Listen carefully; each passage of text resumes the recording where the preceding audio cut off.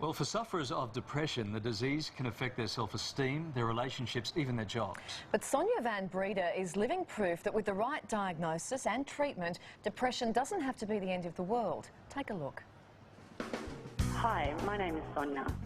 I'm a pretty straightforward, honest person, and I have no shame in the fact that I'm a long-term sufferer of depression. It's something that I think on one hand has got a negative stigma attached, causing it to be a somewhat taboo subject. And on the other hand, the word depression is used too liberally. I don't think people are really aware of what it is, nor do they understand how it affects your life. Working, sleeping, socialising, and just wanting to live at times is very difficult. I work in a job that at times requires me to think on my toes. If I make a mistake, millions of people will know. My supervisor and manager have been informed, as the medications were giving me a little bit of trouble, and they have been great and supportive. I want to show people that intelligent, professional, strong people can suffer from depression. I want to show people how I recognised it and why you should ask for help. Okay, Sonia joins us now from Melbourne, and here on the counselling couch, our resident psychologist, Jo Lamble. Good morning to both of you. Good morning. Hi, Sonia. Sonia, how did you first realise there was something wrong?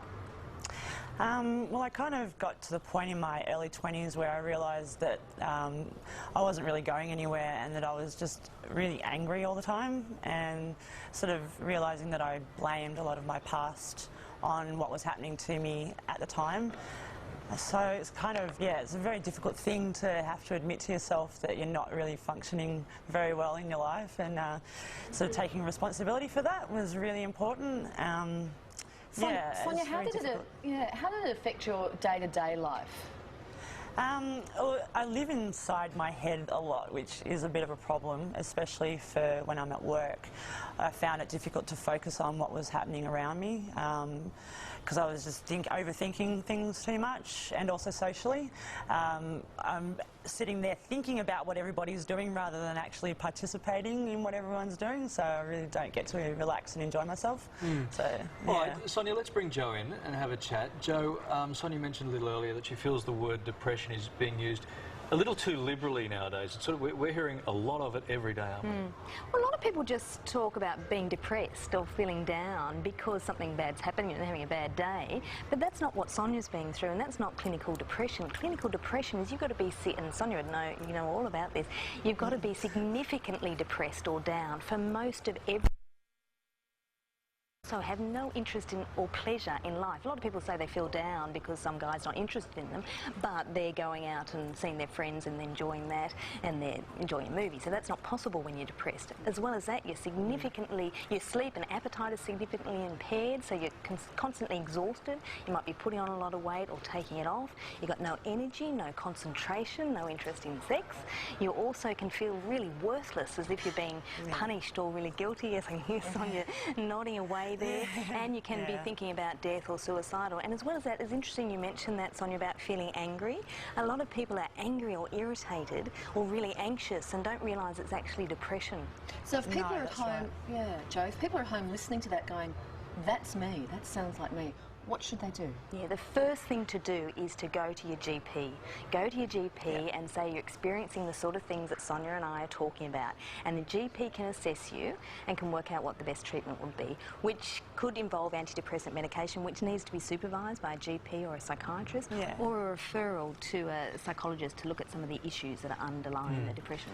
So, I was just going to say, I think a lot of people are a bit embarrassed about going to even just to see their GP about it, so that's a bit of a problem. People don't find it a bit difficult to admit to themselves that they might be suffering from depression. Sonia, how did your family and friends deal with it when you know, when you were going through sort of the worst of it? They hadn't recognised it and you were struggling to recognise it. How did they deal with it?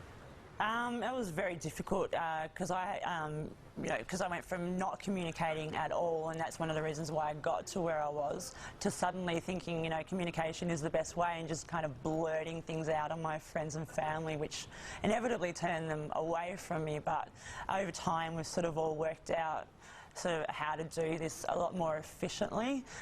It takes a lot. You know, I need to learn how to communicate to my friends and family in a way that they'll listen to me, but I also need to understand that it's hard for them to listen, so I've got to listen to them. So it's kind of a lot to do with respecting each other's sort of place in it. I mean, we're still working on it. It's still, you know, getting there, but I'm pretty lucky to have them, I think, yeah. So, Jo, what should family do if they recognise these symptoms in their loved ones?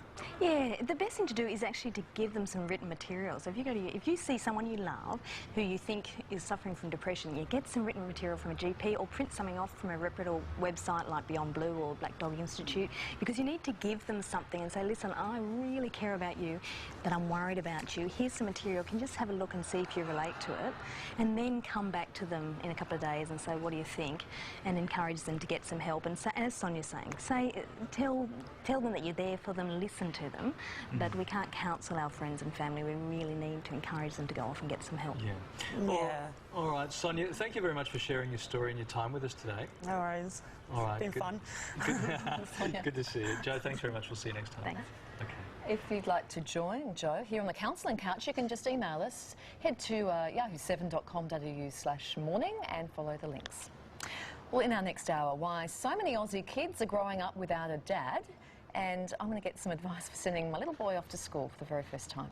I brought my school photos in too. Of course you did. Just to, because I didn't want it to be. You know what? I don't reckon you would have changed one bit. No, I'm exactly the same. I'll show you the photos. 30-something years. Just wanted to show that we've all been through. Smile, focus. Straight ahead, Mel Doyle's in to talk about her brand new project, taking us behind the scenes of some of Australia's most popular zoos. Don't go away.